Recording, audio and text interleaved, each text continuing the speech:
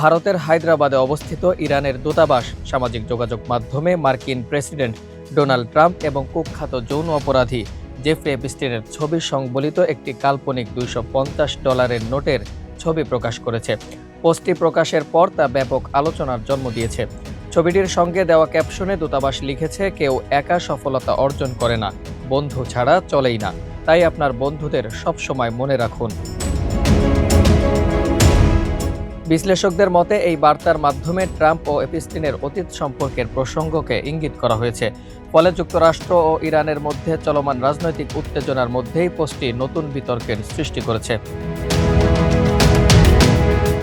এদিকে যুক্তরাষ্ট্রে ট্রাম্পের ছবি সংবলিত $250 নোট চালুর সম্ভাবনা নিয়েও আলোচনা চলছে।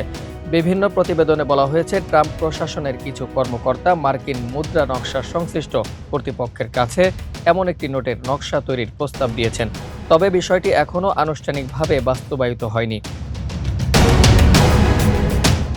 উল্লেখ্য, যুক্তরাষ্ট্রের প্রচলিত রীতিতে জীবিত ব্যক্তির ছবি মুদ্রায় ব্যবহার করা হয় না। তাই ট্রাম্পের ছবি সংবলিত সম্ভাব্য $250 নোট নিয়ে দেশটিতে রাজনৈতিক ও জনপরিসরে ব্যাপক বিতর্ক দেখা দিয়েছে। এই প্রেক্ষাপটে ইরানি কনসুলেটের পোস্টটি নতুন করে ট্রাম্প এপস্টিন সম্পর্ক নিয়ে আলোচনার ক্ষেত্র তৈরি করেছে। আবু সালেম মোহাম্মদ সাব্বির, প্রজন্ম 24।